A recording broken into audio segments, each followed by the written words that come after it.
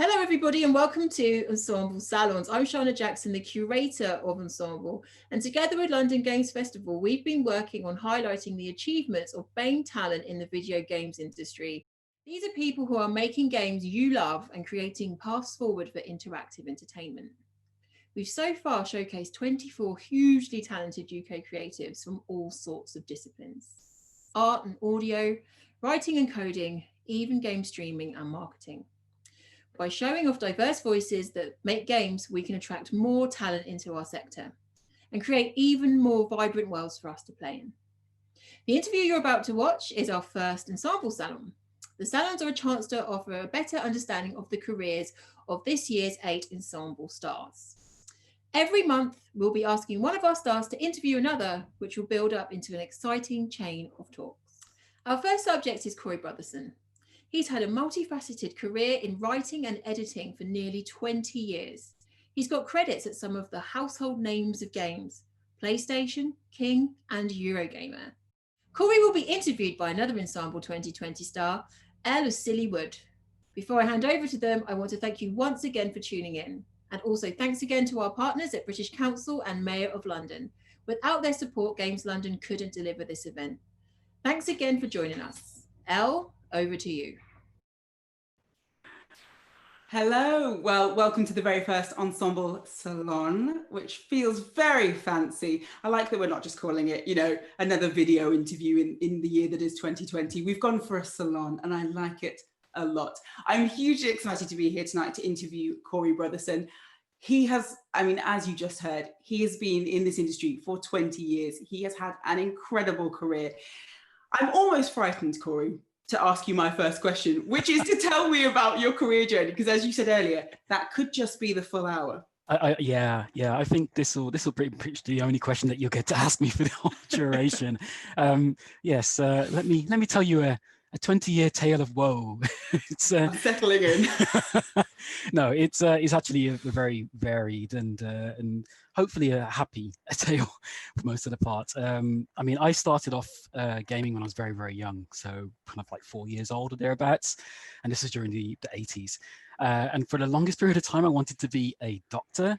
And then I reached about 11 years old, and I was like looking around. I was just like, wait a minute, I'm surrounded by games and books and games magazines and comic books, and it's like, well, maybe I should just be a writer.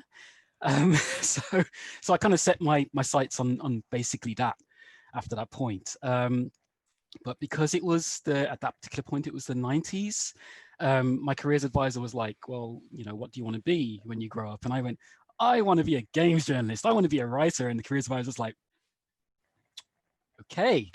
So, because at that point, there was no clear path to be a writer. There was no clear path to be a games journalist. There was a clear path to be a journalist, but not necessarily the fields that I wanted to be. So at that point, I made the realization that it was probably best for me to say that I wanted to be a journalist after that. And especially because I think we had Trevor McDonald as the only kind of main black journalist in the mainstream public eye. And that kind of got people going, oh yes, you want to be Trevor McDonald II. That's very good. So, so it got people on side a little bit. But there was a couple of things that I noticed very, very quickly when I wanted to be a games journalist and / writer. The first thing was that many games journalists didn't actually have many formal qualifications at that particular point. When they ever talked about their career in the actual magazines or anything, they usually said that they didn't have anything more than maybe A levels at the very most. They usually had experience, but no university degrees or anything like that. And then the second thing I noticed was there was only one black person in the entire games industry that I was aware of at that particular time, because there was no internet. And some magazines didn't have any profile pictures.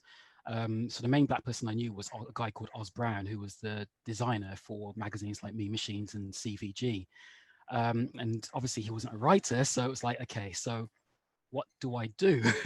So I thought, okay, aim is to be super employable, like Teflon. It's like no one could reject me if I was going for a job.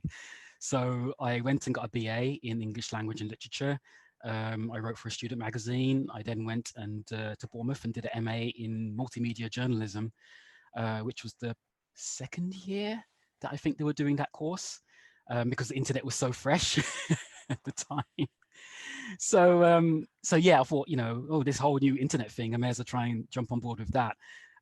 So funnily enough, at the MA, I got a placement at a site called Games Domain, which was bizarrely enough back in my hometown in Birmingham.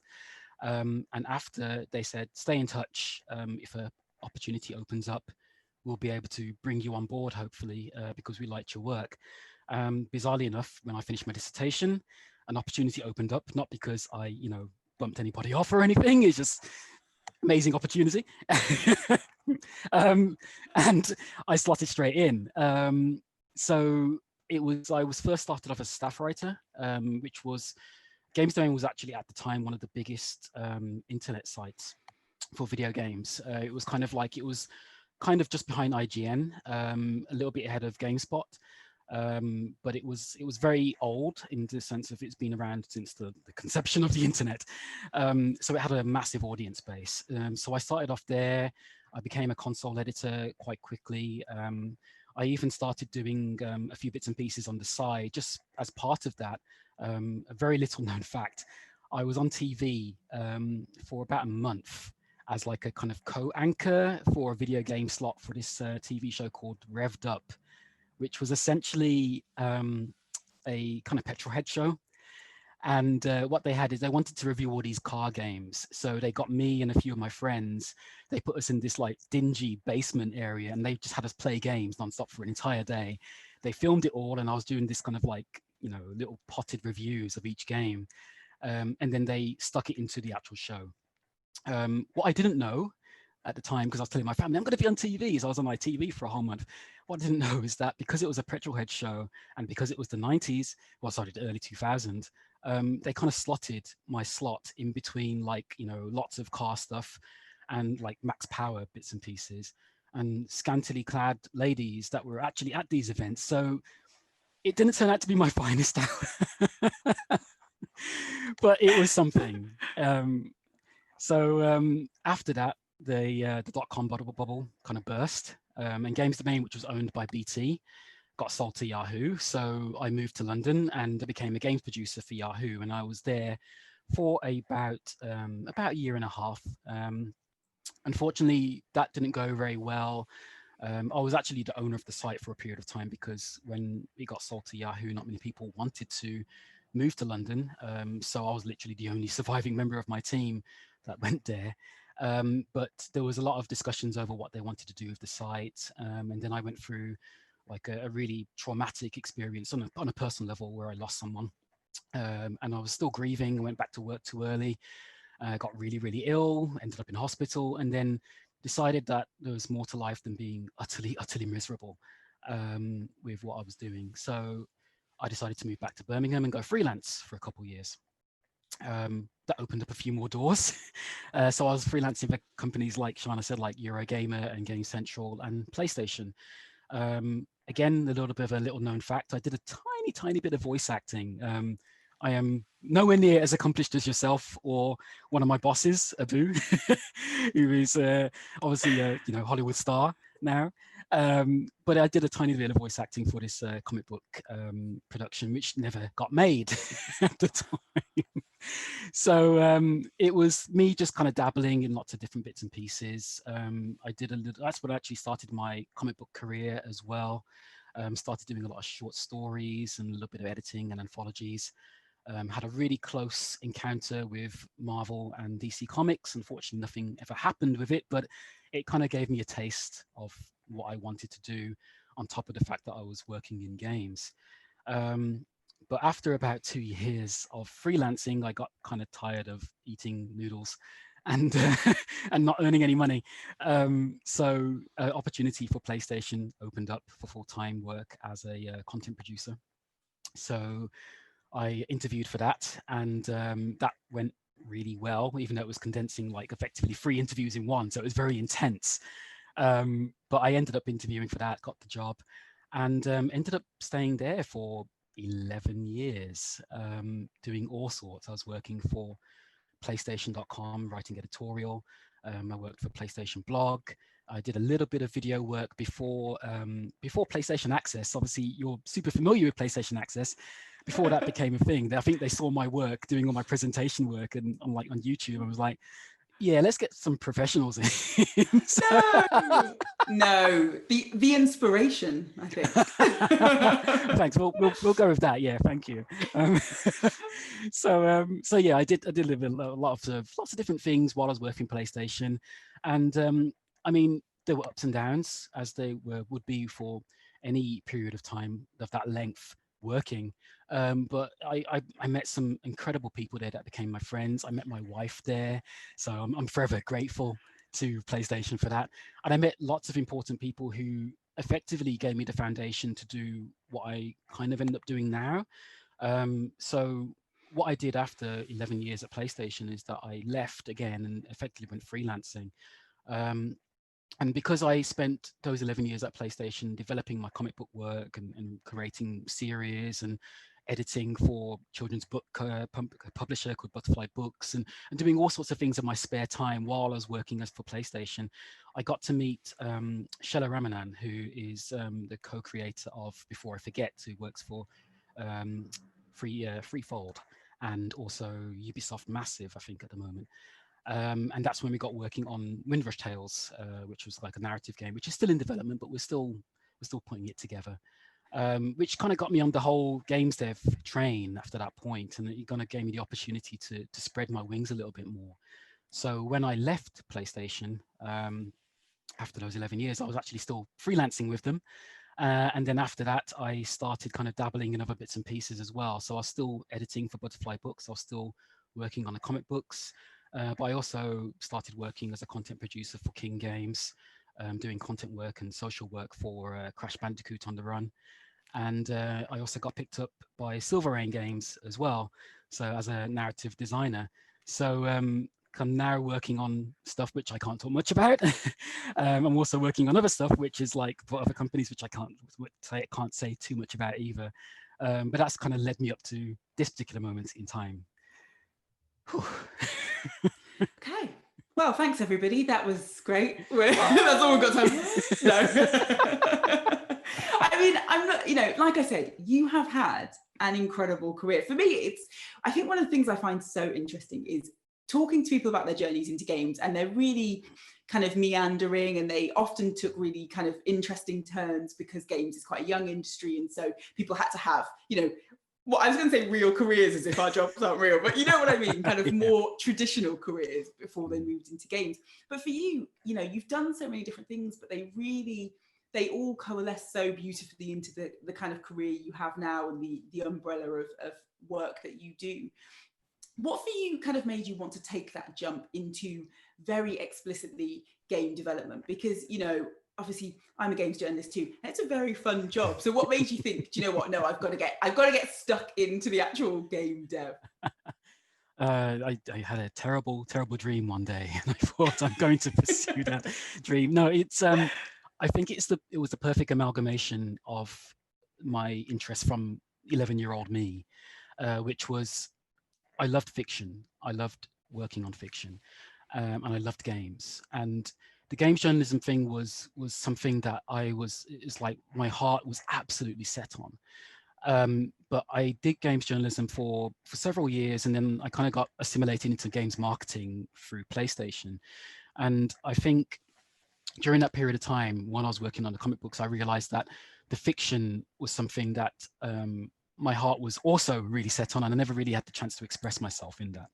So while I was doing the comic books, I really thought I'd love to do games writing at some point. And I really kind of started to dabble here and there in kind of ways of potentially doing that.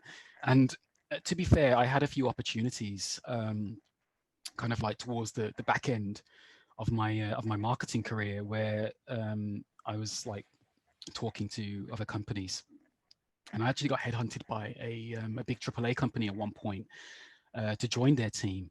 And unfortunately, I say unfortunately because at the time it was just like, oh, it's a shame that never worked out. But obviously I got the opportunities what I have now, so I'm super grateful for that instead.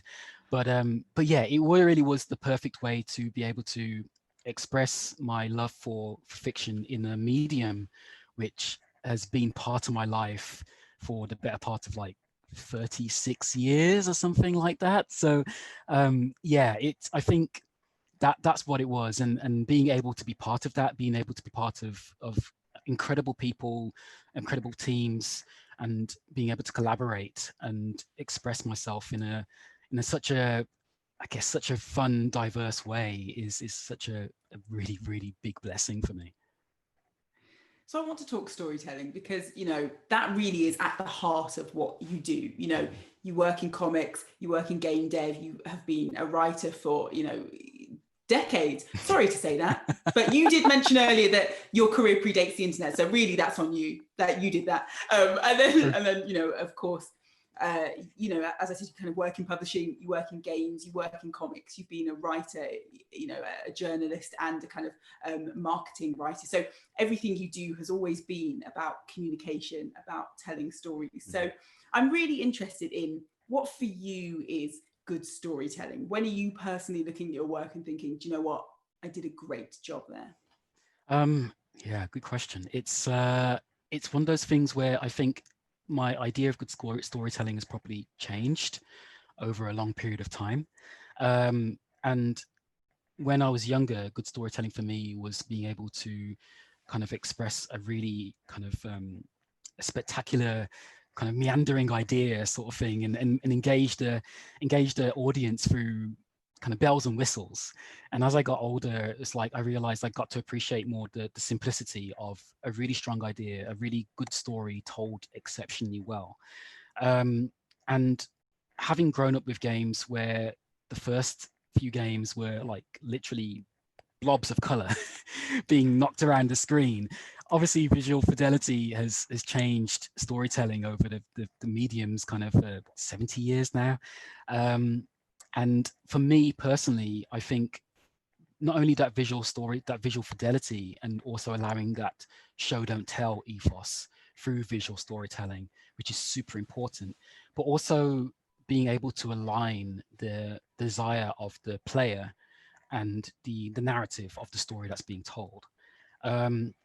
Because I think it's really easy to think that good storytelling is through lots of choice and being able to give player an exceptional amount of choice.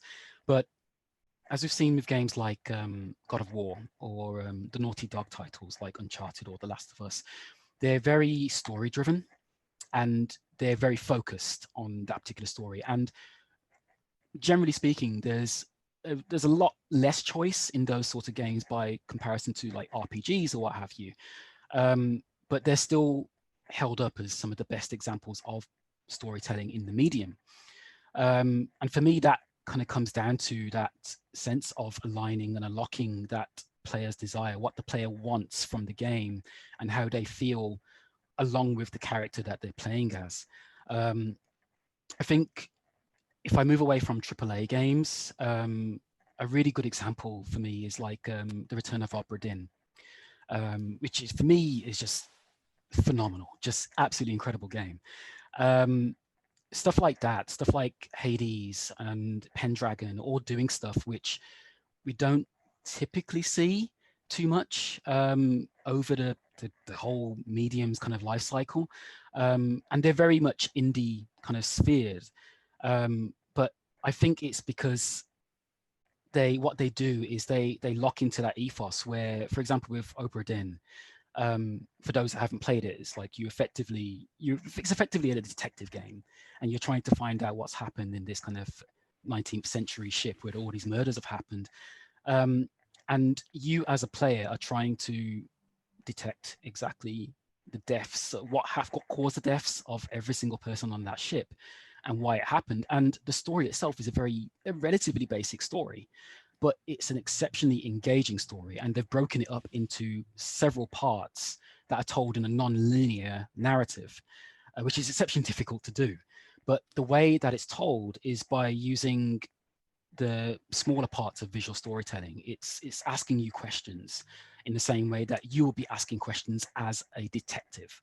So you're asking, what has happened here? Why has this happened? How could this happen?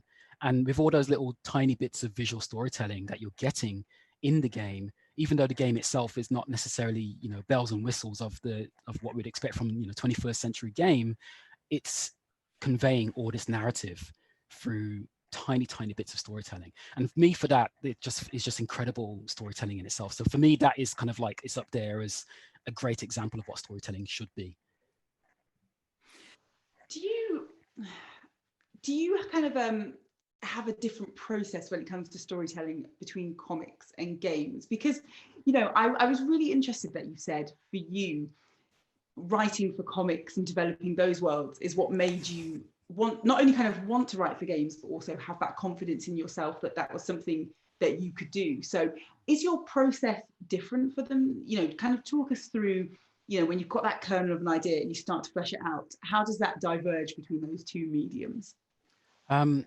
It's funny because I think for both mediums, they kind of start in the same way, which is through a lot of research, a lot of reading all the books, reading around the subject matter and kind of getting an idea for what the characters are like, the sort of things that they would say in different circumstances, working out the plot, working out the story beats, working out themes and environments and all of that.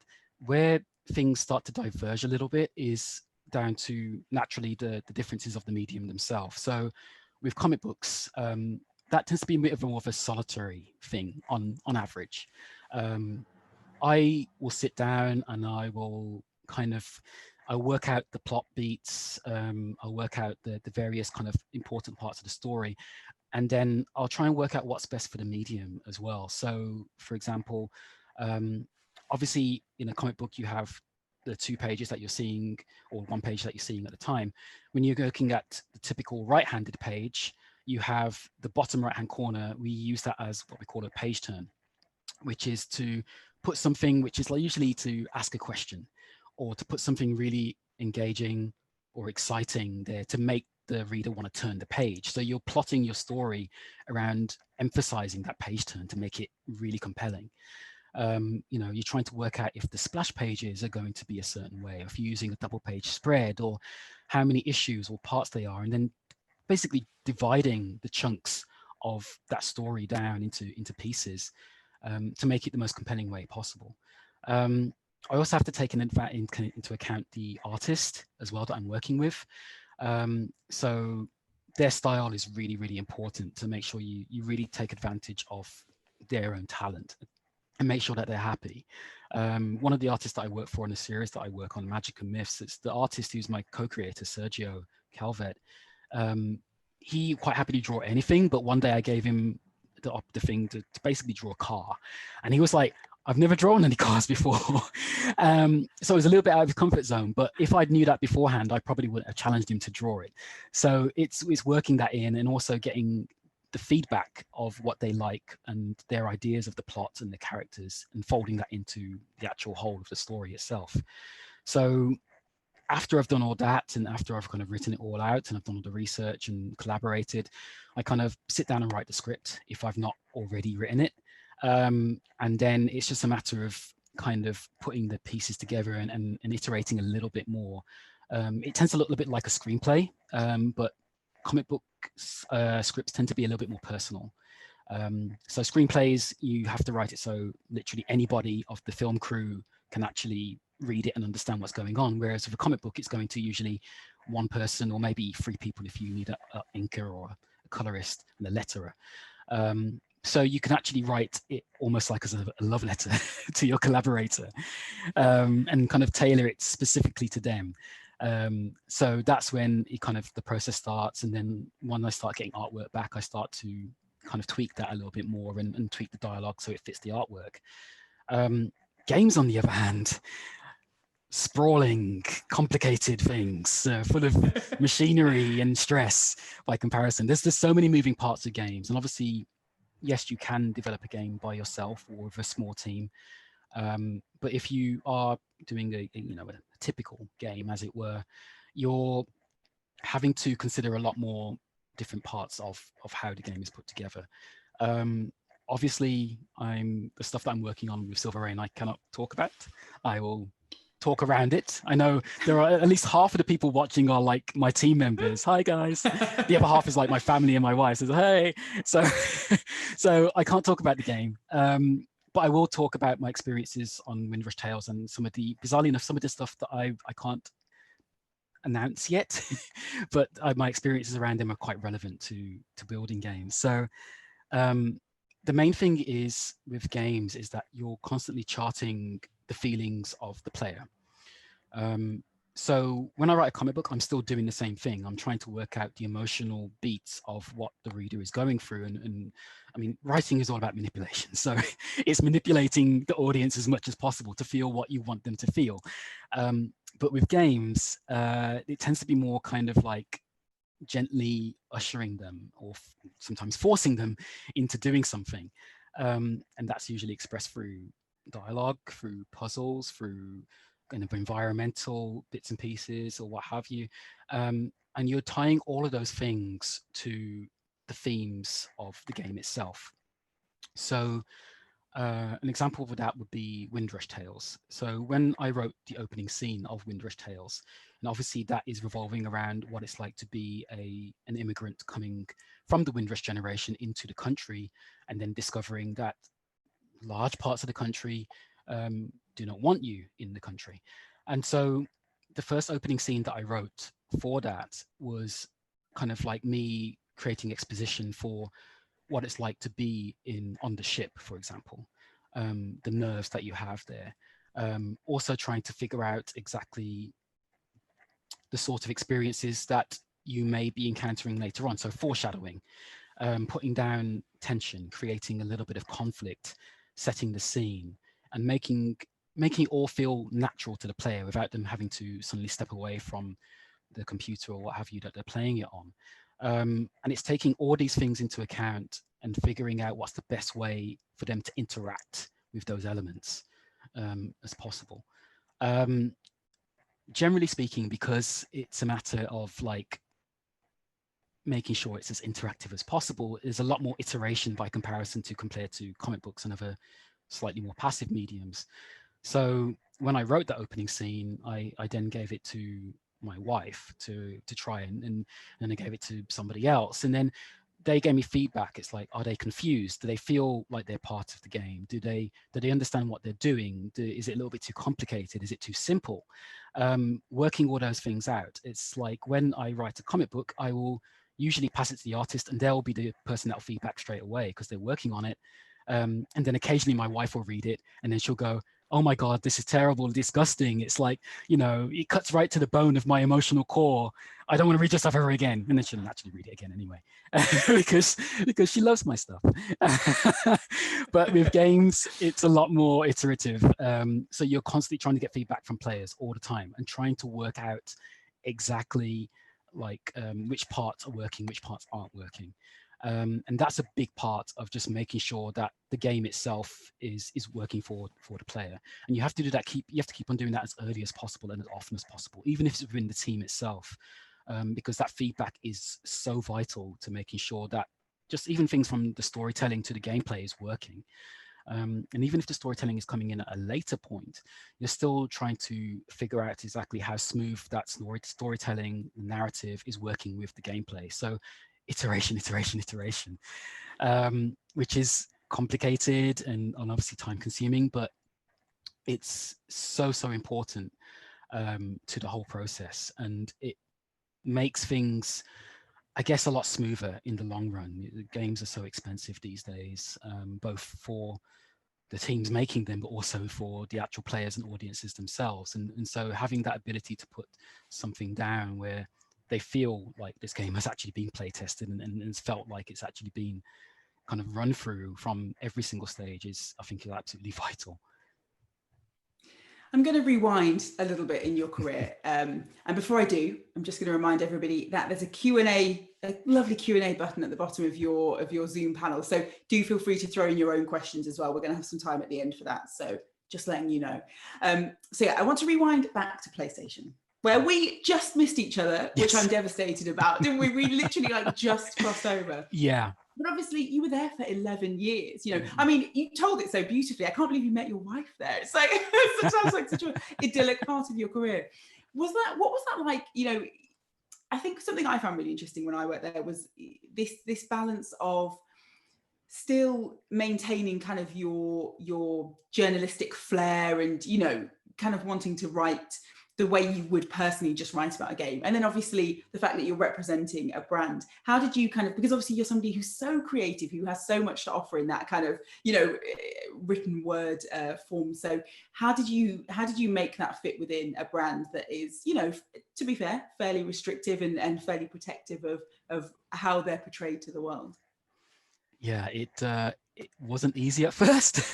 It was, like you say, you're going from working as a games journalist and kind of like, you know, getting into the real weeds of the game itself, and then moving over to a PlayStation 4 first party and understanding that, yes, this is essentially marketing, and there are tools that are there for you to take advantage of, but at the same time you have to make sure that you are working for the company at the end of the day. So yeah, it was learning how to, I guess, change my focus and my perspective a little bit, not kind of kill that part of me that was used to be a journalist, but being able to put that to one side and reframe my writing perspective a little bit more, and being able to understand that, yes, this is a company which is globally renowned and has certain expectations of me as a writer to go out. And it's funny thinking back to those period of time, because it was such a transitional period of time. Joining during the PlayStation 3 era, which was obviously very up and down for the company. It didn't do too well at the start, and then it picked up more momentum and became more successful. But it was also a period of time where blogs were becoming more popular. And it was like, oh, you know, we need to change our writing style a little bit to reflect the fact that these wonderful new blog things are kind of like the next hot thing, and we need to do that. So there was this long kind of stretch of years where it was just like we were trying to adjust to writing in a certain way, to writing in a slightly more colloquial, kind of relaxed fashion. And that was before PlayStation Blog was actually PlayStation Blog. And then eventually, after a period of time, PlayStation Blog actually became its own entity, and that had its own style, its own feel. So even though that took a few years to kind of develop its own identity, when I got moved into working for both PlayStation.com and PlayStation Blog, it was almost working for two different types of entity, even though it was under the same PlayStation umbrella to a certain degree. Because again, the audience expectation was entirely different between the two sites. And I think the blog style was actually more towards my journalistic leaning at that point as well, because you could really kind of like, you go down to interviews and really kind of get to more detail as to what the games are about, whereas the PlayStation.com was more about the kind of like giving the overview of what a game was essentially. And it definitely helped that, you know, Fred Dutton was he still is like one of the big PlayStation blog peeps out there, and became my manager eventually, and he's also from Eurogamer as well, so we had that thing in common, and it was just allowed a nice, easy, gentle kind of fit, so I didn't feel I had to change my writing style a little bit too much to kind of fit in. But it definitely was a challenge at the start, just to reframe myself into that. All right, I'm fast forwarding again. I'm fast forwarding all the way to Silver Rain Games. And I know, Abu, Mel, if you're there, I'm not going to make him say anything he shouldn't. I know that you will hunt me down and kill me with your bare hands if I do. But I wanted to ask about what it's like to be part of such a young studio. It seems really exciting. You know, it's diverse. It's got interesting perspectives. It's a newcomer in the industry, but with people who have kind of really brilliant experience. And, you know, I mean, I have a very soft spot for Mel. She's brilliant, but, you know, she's somebody who really understands how to get the best out of people. And I think that's something that perhaps some of our studios struggle with in gaming. You know, we're a young industry. These studios kind of pop up out of nowhere. They don't really have any experience in looking after people. So, you know, tell me everything about what it's like to work there. So terrible. They hurt me all the time. No, they're my game dev family. I absolutely love them. They're wonderful, wonderful people, and I feel so lucky to be working with a team that not only is exceptionally diverse and not only exceptionally kind of willing to let everybody express themselves in a way which we think is going to be, you know, beneficial to everybody and give their own voice, but also everyone's kind of like so open to hearing from everybody else, and also there's a fostering kind of development of, I guess, development, funnily enough, um, which sounds kind of weird because obviously Silver Rain was started at the kind of early start of this year and during the pandemic, um, which means that I think, you know, 99% of the team has not met each other like face to face in person. I've met Abu once in an ensemble, which is the same place I met you, but I've not met anybody else in the team. I know a few people, but we've not actually met face to face. And it's the same with a lot of other people in the team. But we've managed to create this really strong bond and community already there. And because it has that level of, you know, everybody's voice has an equal say in what we're doing. Everybody feels welcome and everyone feels comfortable within that, which, like you say, isn't very common in the games industry, unfortunately. I think it's really easy as well, especially in the games industry, to feel like you can't make mistakes and that it will be super damaging in your career, even if you're learning. And the sort of atmosphere that Mel and Abu have really tried to develop is an atmosphere which allows you to make mistakes, to learn and be encouraged, and to really kind of like be ushered along in this crazy joyride that we're currently on. And that's so important, especially because, like, in this year in particular, all our mental health is got to be a little bit more fragile than it normally would be. So being in a team which is new, which has a real focus on trying to kind of guess course correct what some of the pratfalls that the games industry has known to have over the years, it's been super refreshing. Like I say, every day I work with this team, I'm laughing and I'm smiling, and like my wife will go, "Are you sure you had a team meeting? I just heard nothing but laughter from the room. What's going on?" It's like, I'm not sure team meetings should be like that. So it really just shows the ethos of what's being kind of built at Silver Rain, the culture that's there, which is just phenomenal, given the fact that, you know, we're all sitting in our rooms basically, and we barely ever see each other apart from when we're on Zoom calls. But yeah, it's definitely been an eye-opener, because you have an idealistic view in your head as to what a game studio would be like when you join the game studio. Silver Rain has fit that idealistic view, which is bizarre. So yeah, is that okay, so Mel nice. and Abu? Like, did I get that? Well, I mean, I am just going to tell you, an anonymous attendee has said, "Hi, Corey," from everyone at Silver Rain with a heart emoji. And I don't know if that's a veiled threat to let you know that they're here and listening, or whether it's a genuinely supportive gesture. I guess only you can know the answer to that. It's, yeah, the collar that I'm wearing that you can't see at this moment in time is gently beeping in my ear, which means I've done okay. It hasn't exploded, so that's good. Okay, good. I'm glad. If I'd blown your head off in the first Ensemble Salon, I don't think anyone would have been very happy with me. It would have been a spectacular failure. I am going to jump over to the Q&A, because we've had some more questions come in, and I'm watching them stack up. I'm aware people want me to shut up and they want to ask their own questions.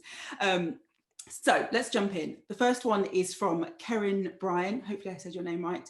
What was the gaming world like when you were a kid compared to now? And have the changes helped or hindered your career? Okay. So Karine is actually the one of the co-founders for Butterfly Books. So hey, Karine. So yeah, the games industry. Sorry, was the game industry when I joined, or the games? What was the gaming world like when you were a kid compared to kind of how it is now? And do you think those changes have helped your career or hindered your career? It was a weird place. I think it was still trying to find its feet when I kind of first started getting into it, because like I said, this was during the early 80s when I first started playing. So it was a bit of a Wild West, I think, for a lot of people. And I know trying to learn what the games industry was and what the games were at the time was an ever-changing experience. And I'm kind of putting on my old man hat here at the moment and kind of saying, well, you know, it's not like it used to be. And that's not necessarily a bad thing by any means, but it has been, I think there is a tendency to, when we create a foundation of what we expect a genre or a medium to be, there is a tendency to then homogenize the experience and kind of keep it in one way, because it's like video games must be like this. And that naturally comes with age and maturity of the medium itself. That does mean that you get these kind of like predictable kind of games every once in a while. You know, people like the comfort of predictability.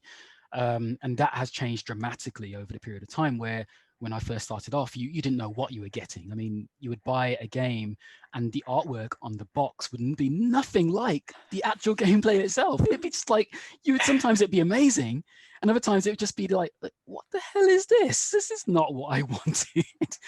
And now these days, it's like, we have these amazing visual displays of graphics that really are a lot closer to the actual gameplay itself. And so our expectations are, you know, a little bit kind of like closer to that. And that has brought its own challenges. It has made things slightly more difficult sometimes when you're trying to manage those expectations in itself. And as an old man, it's like, I get bored a lot more easily. So, so a lot of the time I'm just like, okay, yeah, what's the next thing now? But yeah, I try to see through the eyes of like my nieces or my godchildren a little bit more, and they're, you know, playing Fortnite and FIFA and loving it. I'm just like, okay, this is why I'm in the games industry, for that sense of wonder and enjoyment, regardless of what my old man is saying. So, you know. There's been a lot of focus on you being an old man tonight. I'm very much enjoying it. So another anonymous attendee asked, do you have tips for getting into working for a company like PlayStation through jobs that aren't explicitly about game development? I'm just going to jump in first and say they asked about voice acting. I'll just let you know, Corey won't be able to answer that. And if you want to be a voice actor, you probably need to go through a voice acting route. They work with agencies. You'd need that. But Corey, for kind of anything else, maybe, you know, similar to what you did, what would be your tips?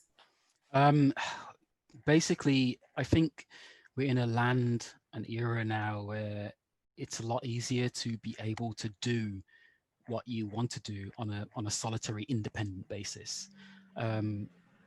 When I was a lad, we had libraries and we didn't have the internet. So if you wanted to make a game, it was really, really difficult. You know, there was stuff there that you could learn, but it was a lot more difficult. These days, we have tons of really fantastic books that are available because everyone wants to share their experience. We have the internet. We have things like Twine and Ink and Game Maker that allow you to create games by yourself using libraries that are available to you. I'm not saying it's easy. There is a lot of ways that you can try and learn through either courses or through books or what have you to be able to get that experience. But the experience is absolutely fundamental for people to want to hire you.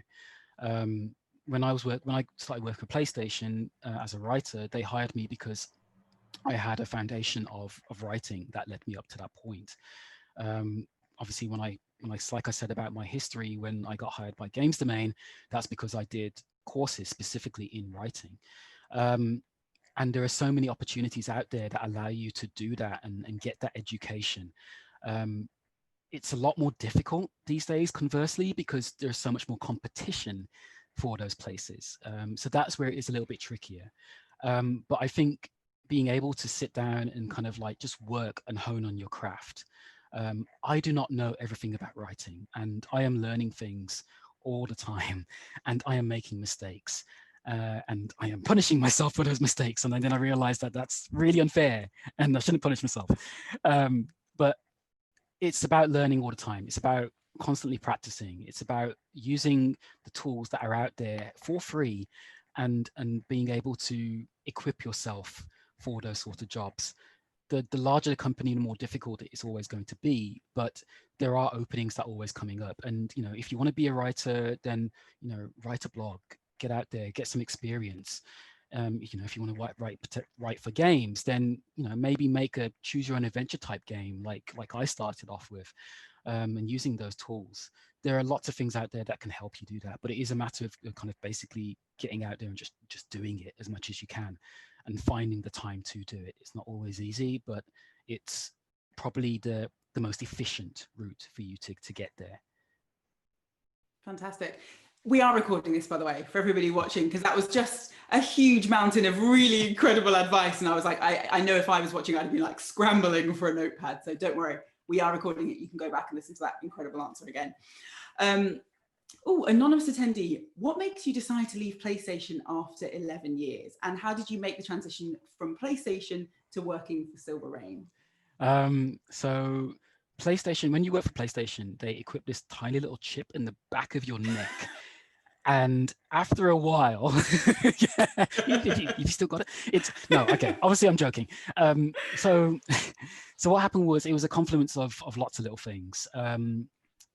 I have, like I said, I've got amazing friends at PlayStation, and when I actually did leave, it was actually really, really emotional. But the reason why I ended up leaving was because I wanted to go into game dev, and naturally, it's not just PlayStation, but other companies as well. There's part of being with those companies is understanding that you may not get the opportunity to work as a game dev, because, you know, that could be conflict of interest, for example. So several things happened. I started working kind of like, or at least pushing myself to work to do Windrush Tales, and it was such a game which spoke to me, that I thought, you know, this is an opportunity that I don't want to pass up. The second thing that happened was that my wife actually got a job in Birmingham, which is where I'm currently living, my hometown. And it was just like, oh, okay, so really, if I want to make sure that, you know, I like my wife, I like the marriage to work, I'd rather move to Birmingham rather than try and have a long distance marriage. So so that kind of really made the decisions for me. It's like, this is a great opportunity to be closer back to my family, who are super, super supportive. I get to work on games. I get to kind of keep my marriage going, which is great. So so those all things kind of just stacked up, and it was hard. It was actually really hard leaving PlayStation. And to their credit, they were like, just, you know, freelance with us for another year or so. And they probably could have kept me freelancing for a little bit longer, but I eventually had to leave the freelancing after that point. The transition to Silver Rain, so that was bizarre in itself. So when I got selected, along with yourself and the rest of the ensemble peeps, that was when I got to meet Abu, who is the CEO of Silver Rain and creative director. And we were just talking, you know, obviously we're all getting to know each other and everything like that. And it's like you, me, and Abu were just kind of chatting and everything. And then obviously I mentioned that I was a writer, and he said, oh, okay, that's interesting. Let's have a chat. So we got talking after that point. And what proceeded to happen was kind of like a kind of semi-interview is the best way for me to try and describe it. You know, we got to know each other, but Abu kind of like sent me over some stuff. Is like, this is sort of stuff I'm working on. What do you think? And then I was like, wow, this is amazing. And I sent like 2,000 words of like, we could do this and we could do that. And this is like, what about this? And he was like, oh my God, this is great. Okay, so we had another chat, and then he sent me some more stuff. And then I sent him back 4,000 words of stuff afterwards. And he was just like, okay, right, okay, so when are you free? So we got chatting some more. So from my perspective, that was, typically speaking, when you apply for a narrative designer job or a writer job in game dev, you have to go through a writing test and an interview.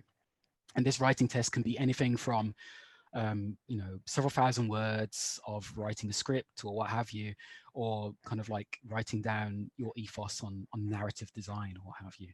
I've done several over my career. And what I did with Abu was essentially a writing test and an interview that I didn't realize I was doing. And as a result, it was like, I ended up being kind of like, oh, you know, this is actually quite cool. This, oh, you want me to do what? You want me to be part of this team? Oh, okay, yeah, sure. So so that's how I kind of got folded in, and as a result, it was like I really kind of got to hone more of those skills.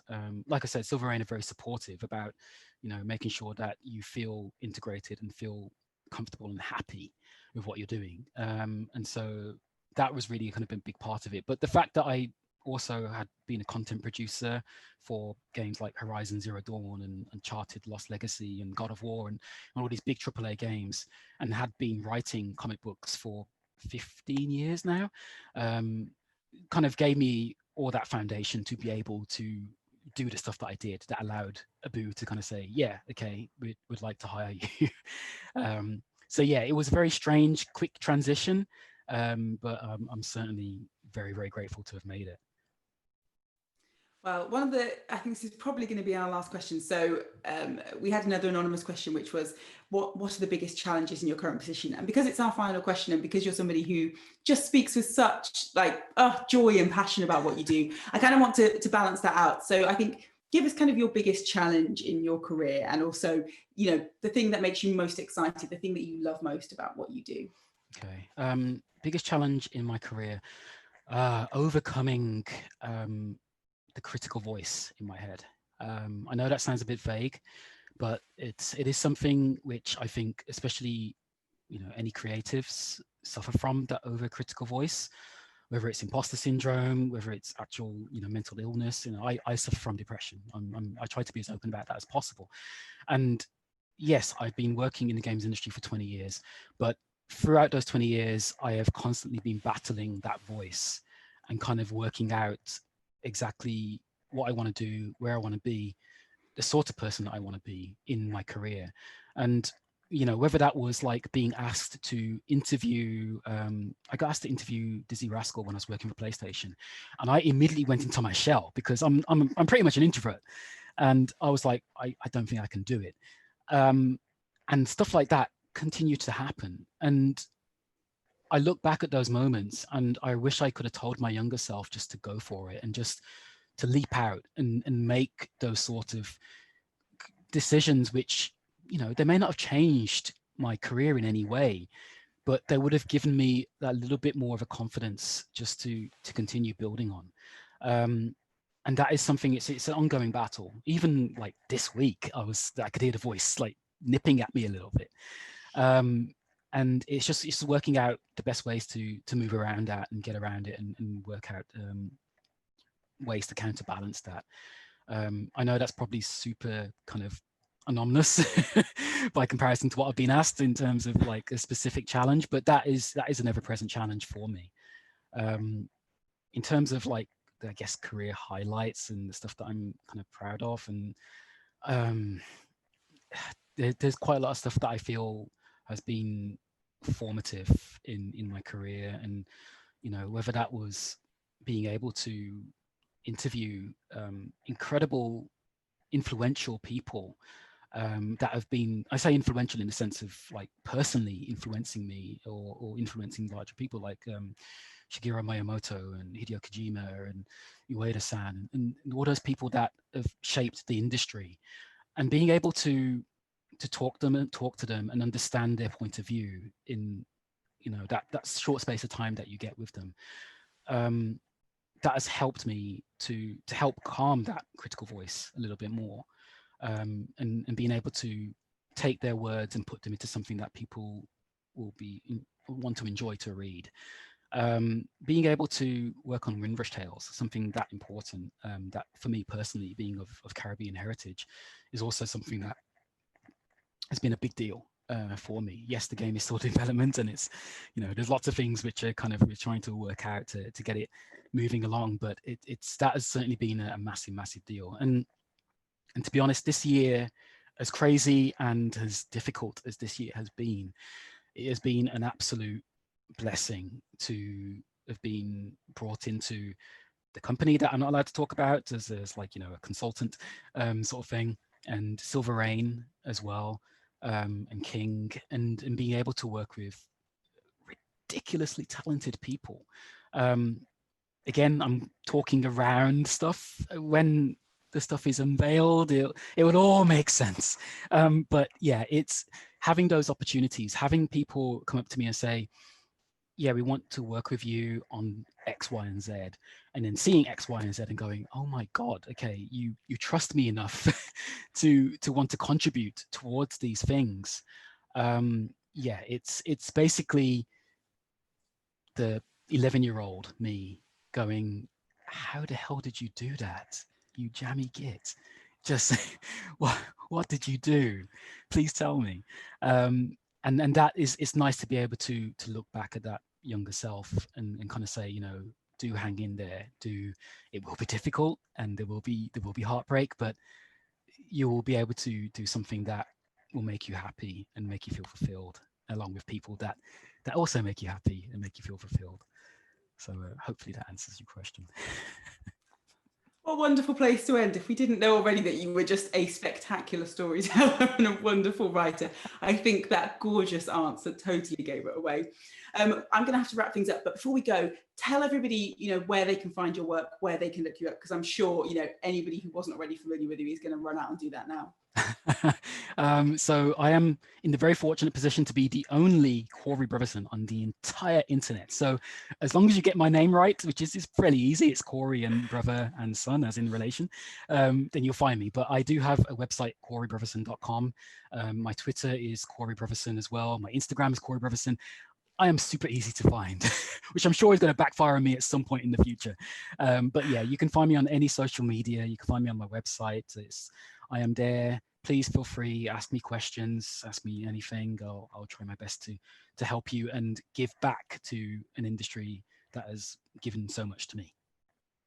Well, thank you so much for this evening. I've absolutely loved talking to you. As I said, you know, you're a storyteller, you're a born storyteller. It has been absolutely wonderful to sit and chat with you this evening. So a huge thank you from me, and I assume everybody else watching. Corey Brotherson there. Do go and check him out. You know, as he said, he's the only Corey Brotherson. You'll be able to find him.